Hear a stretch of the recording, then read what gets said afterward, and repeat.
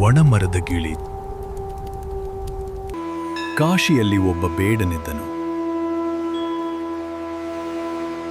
ಅವನು ಎಂದಿನಂತೆ ಕಾಡಿಗೆ ಬೇಟೆಯಾಡಲು ತೆರಳಿದನು. ಪ್ರಾಣಿಗಳನ್ನು ಕೊಲ್ಲಲು ಅವನು ಅತ್ಯಂತ ಕಠಿಣವಾದ ವಿಷ ಸವರಿದ ಬಾಣಗಳನ್ನು ಸಿದ್ಧಪಡಿಸಿಕೊಂಡಿದ್ದನು. ಆ ಬಾಣ ತಗಲಿದ ತಕ್ಷಣವೇ ಪ್ರಾಣಿಗಳು ವಿಷವೇರಿ ಸಾಯುತ್ತಿದ್ದವು. ಕಾಡಿನಲ್ಲಿ ಬೇಟೆಯಾಡುತ್ತಿರುವಾಗ ಅವನ ಕಣ್ಣಿಗೆ ಒಂದು ಜಿಂಕೆ ಬಿತ್ತು. ಬೇಡನು ಜಿಂಕೆಯನ್ನು ಗುರಿಯಾಗಿಸಿ ವಿಷಪೂರಿತ ಬಾಣವನ್ನು ಬಿಟ್ಟನು. ಆದರೆ ಜಿಂಕೆ ತಕ್ಷಣ ಹಾರಿ ತಪ್ಪಿಸಿಕೊಂಡಿತು. ಆ ಬಾಣವು ಜಿಂಕೆಗೆ ತಗಲದೆ ಪಕ್ಕದಲ್ಲಿದ್ದ ಒಂದು ದೊಡ್ಡ ಮರಕ್ಕೆ ಹೋಗಿ ತಾಕಿತು.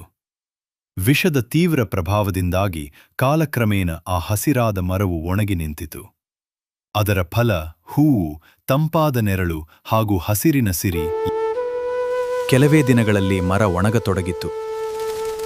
ಪಕ್ಷಿಗಳೆಲ್ಲ ಹೊಸ ಆಶ್ರಯ ಹುಡುಕಿ ಹಾರಿಹೋದವು. ಆ ಮರದ ಪೊಟರೆಯಲ್ಲಿ ಬಹುಕಾಲದಿಂದ ಒಂದು ಗಿಳಿ ವಾಸಿಸುತ್ತಿತ್ತು. ಮರವು ಸಂಪೂರ್ಣವಾಗಿ ಒಣಗಿ ನಿಸ್ಸಾರವಾದರೂ ಸಹ ಆ ಗಿಳಿ ಮಾತ್ರ ತನ್ನ ವಾಸಸ್ಥಾನವಾದ ಆ ಮರವನ್ನು ಬಿಟ್ಟು ಬೇರೆಡೆಗೆ ಹೋಗಲಿಲ್ಲ. ಅತ್ತ ದೇವಲೋಕದಿಂದ ಸಂಚರಿಸುತ್ತಿದ್ದ ಇಂದ್ರದೇವನು ಈ ದೃಶ್ಯವನ್ನು ನೋಡಿ ಆಶ್ಚರ್ಯಪಟ್ಟನು. ಗಿಳಿಯ ಹತ್ತಿರ ಬಂದು, ಎಲೈ ಗಿಳಿಯೇ, ಜೀವವೇ ಇಲ್ಲದ ಈ ಒಣಮರದಲ್ಲಿ ನೀನು ಏತಕ್ಕಾಗಿ ವಾಸಿಸುತ್ತಿರುವೆ?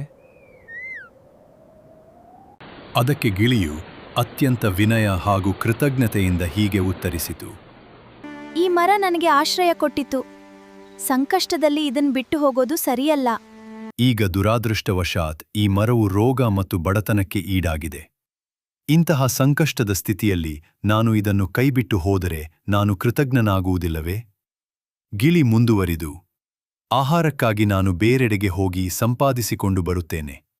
ಆದರೆ ನನ್ನ ವಾಸ ಮಾತ್ರ ಇಲ್ಲೇ. ಸುಖದ ದಿನಗಳಲ್ಲಿ ಜೊತೆಗಿದ್ದು ಕಷ್ಟ ಬಂದಾಗ ಬಿಟ್ಟು ಹೋಗುವುದು ಧರ್ಮವಲ್ಲ.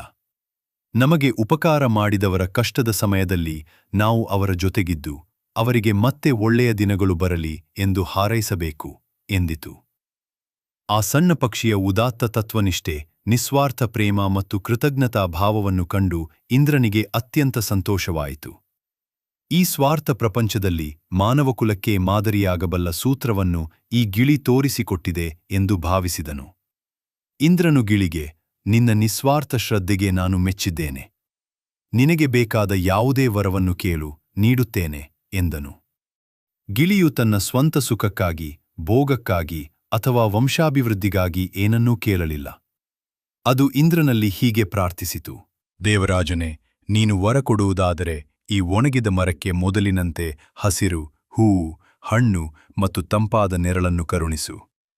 ಇದರ ಈ ದಯನೀಯ ಸ್ಥಿತಿಯನ್ನು ನಾನು ನೋಡಲಾರೆ. ಗಿಳಿಯ ಪರೋಪಕಾರ, ಬುದ್ಧಿ ಹಾಗೂ ಪ್ರಕೃತಿಯ ಮೇಲಿನ ಪ್ರೀತಿಗೆ ತಲೆಬಾಗಿದ ಇಂದ್ರನು ತಕ್ಷಣವೇ ಆ ಮರಕ್ಕೆ ಮರುಜೀವ ನೀಡಿದನು. ಮರವು ಮತ್ತೆ ಮೊದಲಿನಂತೆ ಹಸಿರಿನಿಂದ ನಳನಳಿಸುತ್ತಾ ಹೂವು ಹಣ್ಣುಗಳಿಂದ ಕಂಗೊಳಿಸತೊಡಗಿತು. ನಮಗೆ ಕಷ್ಟಕಾಲದಲ್ಲಿ ಆಶ್ರಯ ನೀಡಿದವರನ್ನು ಅಥವಾ ಉಪಕಾರ ಮಾಡಿದವರನ್ನು ಅವರ ಸಂಕಷ್ಟದ ಸಮಯದಲ್ಲಿ ಎಂದಿಗೂ ಕೈಬಿಡಬಾರದು. ಪರಿಸರ ಕಾಳಜಿ. ಪ್ರಕೃತಿ ಮತ್ತು ಪರಿಸರವನ್ನು ಪ್ರೀತಿಸಬೇಕು ಹಾಗೂ ರಕ್ಷಿಸಬೇಕು. ಸತ್ಯವಾದ ಸೌಹಾರ್ದತೆ.